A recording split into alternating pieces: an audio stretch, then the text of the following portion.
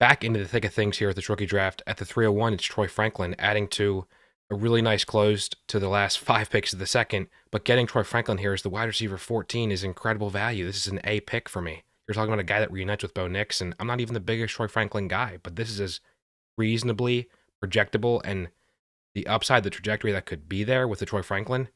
This is about as ideal as I think you could reasonably expect with a guy like Franklin. So easy A for me.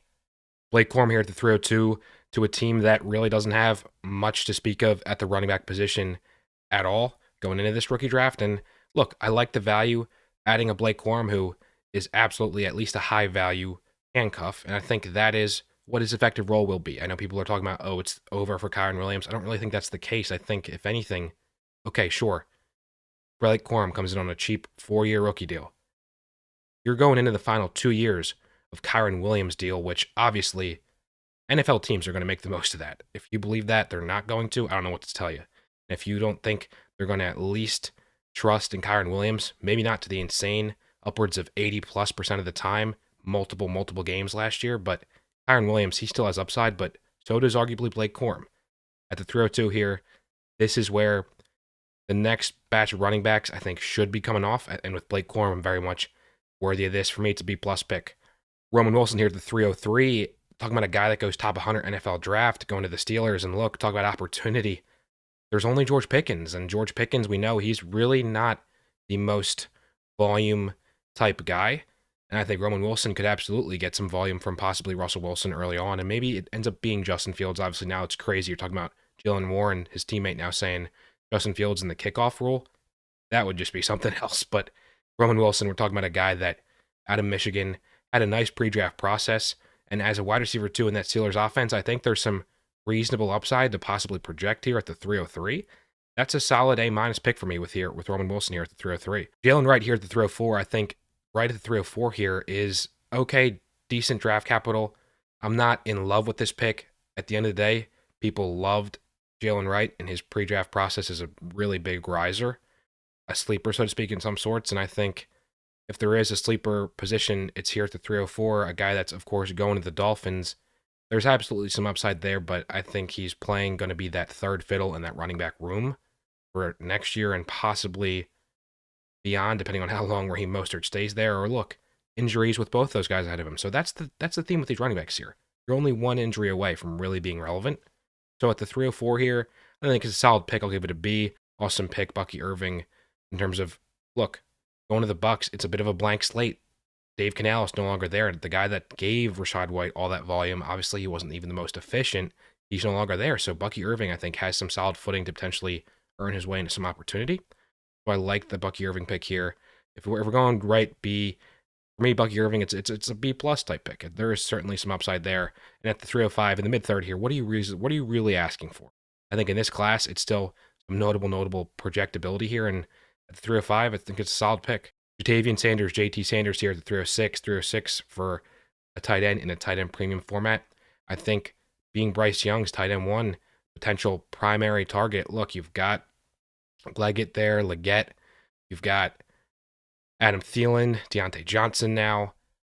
I think Sanders could have some immediate relevancy as that tight end, potential safety blanket for Bryce Young with Dave Canales. Maybe he schemes open a couple targets. Obviously, they drafted him in a certain way to begin with. That means that they believe in him in some way, and I think he's alluded to even in his press conferences. JT Sanders is a really unique pass-catching weapon that I think at the 306 here, I like it a lot here. For me, this is an A pick.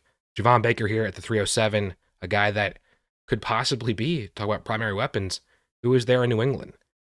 You go with, of course, Jalen Polk, who I love Jalen Polk, but for me here at the 307, talk about value, Javon Baker connected to Drake May for the foreseeable future. I really like this Javon Baker pick here at the 307. I think there is reasonable upside to potentially be able to sell a Javon Baker for, say, a 207 next year, a second-round pick. I mean, this is the type of value that you're getting here in your mid-late third round, and what more can you really ask for? This is a solid pick. Receiver, you're betting on some upside, and I think there absolutely is some with Javon Baker. Ray Davis here at the 308, talking about a guy that goes to the Buffalo Bills, although they also, we'll get into a little bit later, Frank Gore Jr.'s there. You've got James Cook. You've got, of course, Joe Brady there, the OC, now permanently took over after interim success there in 2023, and obviously utilized Cook to a pretty decent degree in the pass game. Ray Davis, prime handcuff here for me. It's a solid B pick. It's really a function of being one injury away. Ray Davis, though, in Buffalo, you know how good the offense can be, and if he does get a shot, a guy that you could absolutely sell for potentially more than what you've paid in a 308 price here. So that's the bottom line. That is the bottom line as you move out of the top 24 picks, the top 2 rounds in Superflex in any format. You're talking about guys that you can possibly realize on some value. And Ray Davis, he's absolutely in this boat. Braylon Allen, though, I don't know if Braylon Allen at the 309 here.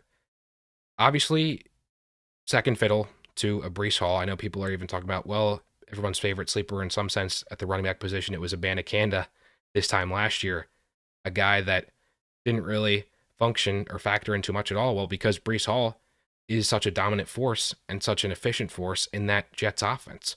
So if there's any real workhorse back in the NFL in the traditional sense, but even analytics, the usage, I mean, Breece Hall is absolutely there. You're talking about Braylon Allen, a guy that I don't really see factoring in too much. And if anything, I see him as having competition with Isaiah Davis, who gets picked later in this draft. We'll get to in a bit.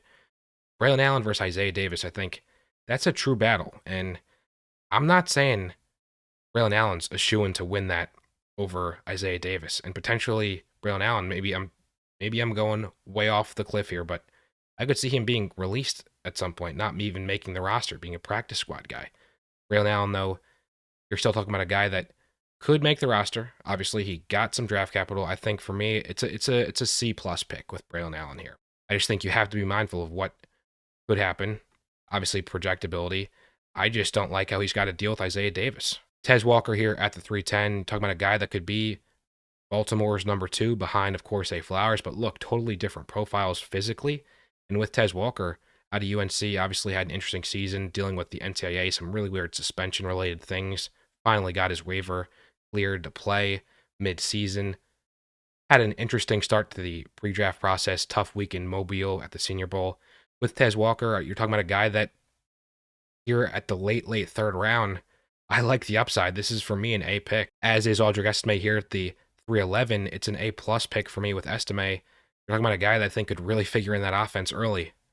I don't see Javonte Williams as being this dominant presence, and I think opportunity is absolutely going to be there with Estime. You're talking about Notre Dame, not so quick, but not turtle-like slow. Is there another guy that reminds you of? Cough, cough, Kyron Williams? Not saying he is 1-to-1, but we've seen guys that are picked later into day 3, possibly being very fantasy relevant, earning themselves into opportunity. And with Estime, it's a really intriguing shot that I'm absolutely all for taking here at 311. I'll abstain again here. This was my last pick. I took Jalen McMillan here at the 312. I figured, look, a top 100 receiver, a receiver there now in Tampa, who of course is behind a couple established guys, behind a Mike Evans, a Chris Godwin, but a guy that I'm willing to bet could possibly carve himself a role or two. And for me, it's somewhat dependent here. I went for, in some sense, need at receiver in terms of depth and creating that depth. As a reminder, my team, look, I've got some quarterbacks, I've got some running backs at receiver. I've got Amon-Ra and I've got Olave, and then really Christian Kirk being my number 3. And then guys like Brandon Cooks, Cortland Sutton sitting on the bench.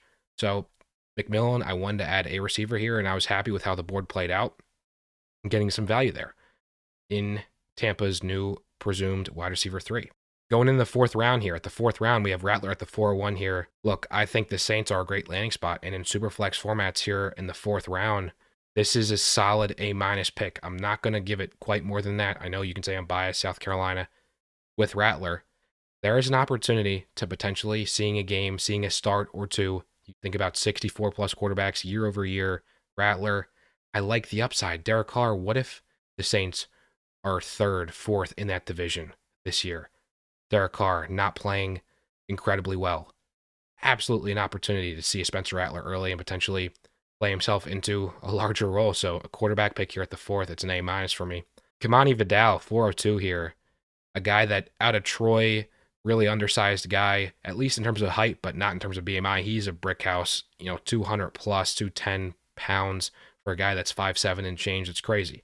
Going to the Chargers, that's where I would have hoped, frankly, the guy that went around ahead of him, Blake Corum, different LAs there with Vidal. This is an A plus pick for me here in the fourth round. I've seen him go a round higher even. And I'm not saying he necessarily is totally deserving of being that 2-3 turn pick, but the upside, the opportunity could very well possibly be there in LA. You've got Gus Edwards there, of course. J.K. Dobbins, he's been injured. Obviously, he hasn't really been a factor due to injury. So you've got the goal line back in theory, but I could see Vidal having a role. And they spoke really highly of him in press conferences. A guy that could really be a sleeper, a guy that here in the fourth round, absolutely worth taking a shot on compared to Will Shipley, who is absolutely a prime handcuff with Saquon there in Philly. I think for me, this is a solid B+. Don't really have to overthink it.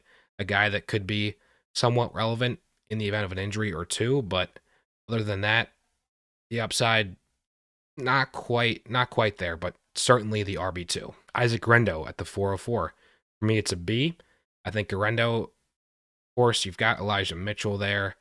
You've got Christian McCaffrey, obviously the best running back in the NFL, effectively the last couple years running. With Guerendo, though, things could open up in 2025 and being, I think, a clear RB2 there. So look, if you're projecting that out, a B plus in that range, it's an upside shot. Why not take the gamble at running back here, a guy that you figure is going to be at least a guy who makes the roster in San Fran? So why not? Why not take the shot here? He got a relatively significant draft capital for being a fourth round Dynasty rookie pick. I like the pick. I can't hate Guerendo here. McCaffrey, though, here at the 405. For me, I think this is an A- pick. This is a guy that went top 100, technically. He went in day 2 to the Commanders. And Dotson's there. You've got, of course, McLaurin. Who's to say, speaking of McCaffrey's, as I just did with Guerendo, with Chris's older brother Christian and Luke could be a guy that assumes somewhat of a role early in that offense. Outside of McLaurin, we've wanted, obviously, Dotson to be this breakout guy. Hasn't quite been the case. McCaffrey here at the 405, absolutely, I think, a home run upside play here. Dylan Laube here, 406. Talk about a guy similar to Vidal. Why would you go Braylon Allen, in my view, over a Laube when Laube is going against Zamir White, and that's about it in Vegas? So Laube here, this is absolutely an A pick for me in terms of the value here, where he goes as the RB 10 plus in this class. It's absolutely worth it. Absolutely worth it. Getting a guy like Laube here in your mid-fourth. Isaiah Davis, as I hinted at, I think he's got some upside. I'm going to have to give it a B-. I think, look, the sheer amount of bodies, the sheer amount of competition for him to be even the RB2 in New York, as much as I love him, it's an uphill battle. But it's certainly worth a draftable late, middle, fourth round pick in your rookie drafts. Frank Gore Jr. here at the 408. For me, this is a B- as well. I just don't see really, look, there's the name, there's the legacy there, but I don't really see Frank Gore having the clearest path to being a guy that makes the Bills roster. B-, I think, look, he's got the chance. Potentially carves his way into RB2, but I think Ray Davis has that inside track and that advantage. So it is what it is at the end of your fourth rookie drafts. It's fine. At the end of the day, we're grading fourth round picks. I can't be so stingy. What I can be, though, is complimentary of guys like Theo Johnson and Eric all here, 409, 410. For me, these are A picks in tight end premium formats. At the end of your drafts, Theo Johnson, a guy that went fringe just outside the top 100 effectively. Darren Waller might not play again. He might retire. That is looming. So Theo Johnson could be the potential tight end one there in New York. Obviously, not the sexiest offense, not the most appeal there. But as a long-term, a guy that could potentially, steadily earn himself into a role. Really like Theo Johnson here at the 409, as I do with, look, the deep sleeper play with Eric All. Another A pick, Michigan transfer, ended up at Iowa most recently, but has had a lot of injuries. But in Cincinnati, pretty wide open there for him. I know they drafted Tanner McLaughlin as well Arizona, a guy who Daniel Jeremiah really loves. He was a top 75 guy for him, but Eric All got the slightly more meaningful draft capital. I think he was their preference over a McLaughlin. And so in Cincinnati, it's an intriguing play here.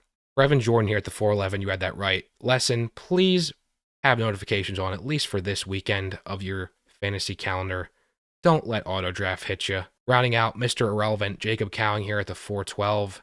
The last pick, a guy that goes to the 49ers. Potential sneaky role, sneaky upside. Who's to say he can't? Talk about Tank Dell-esque size. A guy who's in college for multiple years, a bit of a veteran. A guy that's played a lot of football. Frankly, is different than the traditional bodies that they have with Kittle, obviously, as a weapon. Of course, Debo and Ayuk. So I know Pearsall is there, of course, but Cowing, a sneaky play here. Sneaky play, and I like, look, why not bet at a certain point? Favor high-performing offenses and guys that could possibly figure into those offenses. So Cowing here, I'll give it a B. Let me know what you guys think of this third and fourth round, how it played out in this rookie draft, as well as even the first or second. Who are your best values? Who are your biggest reaches? Some sleepers. I've got my rookie rankings coming out, tiers, combined quarterback, running back, receiver, tight end, coming out very soon. Really eager to see your guys' reaction to that. I think I'm going to surprise some people, but maybe not if you've been following in some sense along the way here, guys. Have a great weekend. I will see you soon.